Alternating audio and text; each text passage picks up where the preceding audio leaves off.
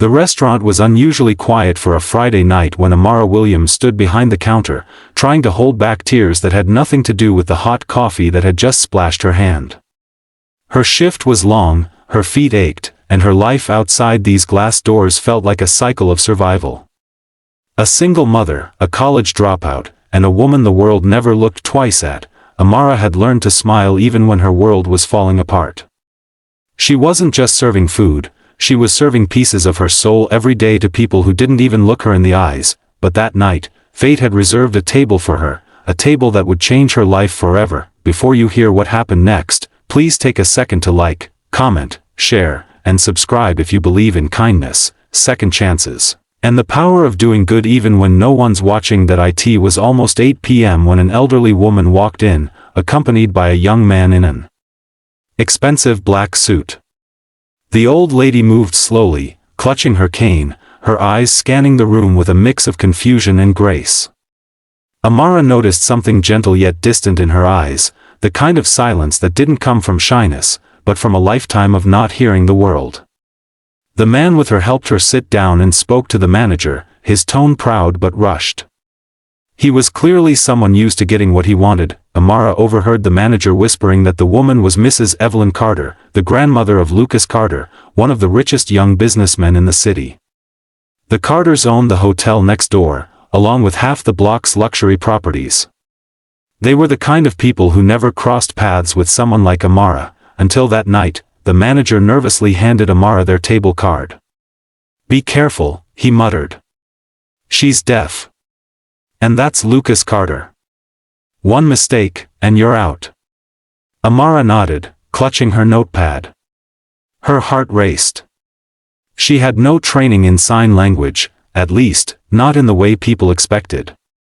But she had something deeper, something she hadn't revealed to anyone at this job. When Amara approached the table, she gently tapped the old lady's shoulder, then crouched down to her level. The woman looked startled at first. People usually avoided eye contact with her, but Amara smiled softly and began signing, slowly, carefully, with trembling hands. "Good evening. My name is Amara. May I take your order?" Mrs. Carter's eyes widened. For a second, the world seemed to freeze. Then, slowly, a radiant smile spread across her wrinkled face. Her hands moved swiftly, asking in sign language how Amara knew how to speak this way. Amara hesitated. She hadn't used sign language since her little brother, Elijah, passed away years ago. He'd been born deaf, and she had promised him she'd always use their secret language, even if he was gone. That promise had stayed buried in her heart, locked away with her grief. Until now. Mrs. Carter and Amara communicated like old friends rediscovering each other. Lucas watched, his expression unreadable. He seemed shocked to see his grandmother laughing, really laughing, for the first time in years. Normally, Evelyn Carter never left the mansion. But tonight, she looked alive again, her hands moving gracefully in the air as Amara interpreted the rhythm of her soul. The meal went smoothly, but Lucas couldn't take his eyes off the waitress. There was something hauntingly beautiful about the way she listened, not with her ears, but with her heart. She didn't rush, didn't flinch at the stares from other diners who whispered about a black waitress chatting with the millionaire's grandmother like they were equals. She didn't notice the whispers, or maybe she just didn't care. When the meal was over, Mrs. Carter signed something to her grandson, and he nodded, looking thoughtful.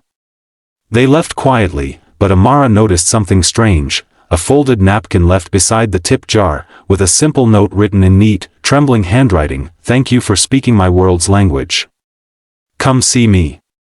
Below it was an address. Amara stared at it for hours after closing. Curiosity battled fear.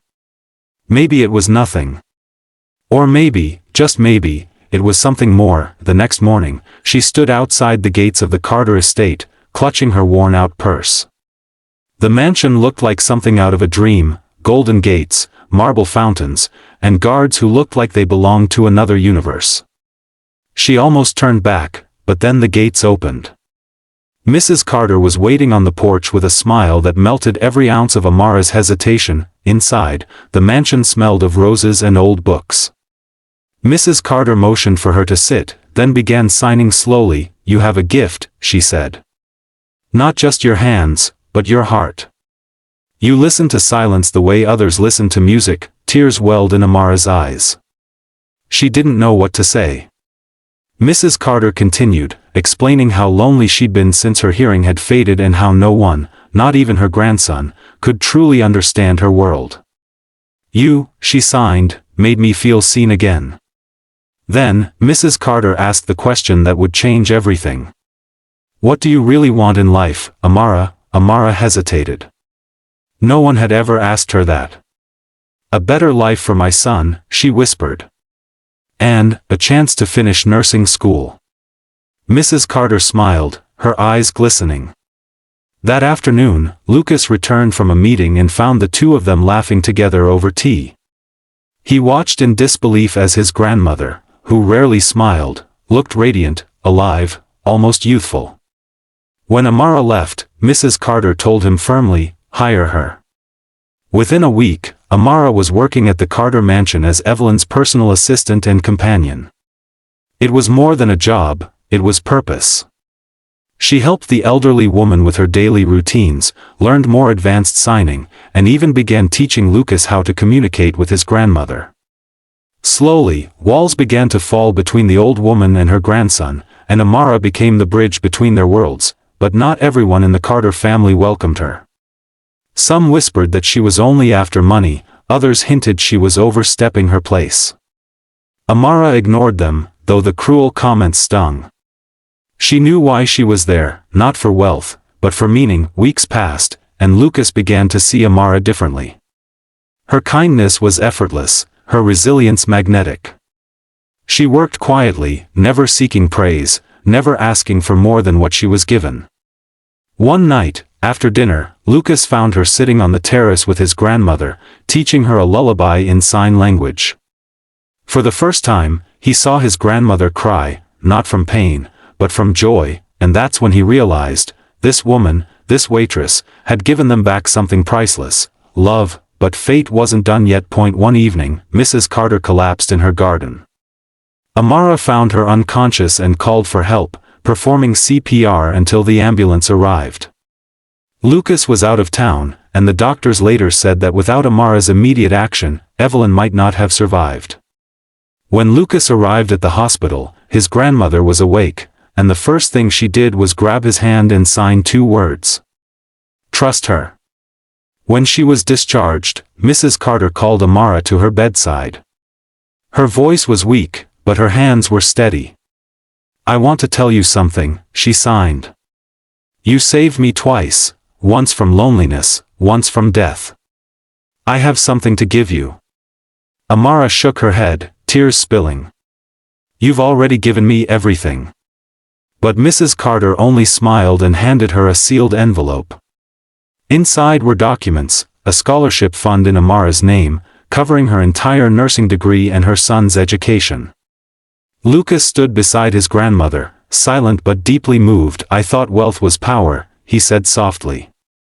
"But tonight I learned it's love that changes lives." Amara couldn't speak. She fell to her knees, crying, not from sadness, but from the overwhelming grace of it all. In her darkest days, she had kept giving, kept believing, and now, life had finally smiled back. Months later, Amara graduated with honors. Her son proudly watched from the audience, and so did Evelyn and Lucas Carter. The world had changed, not because of fame or fortune, but because one woman had chosen kindness when no one was watching.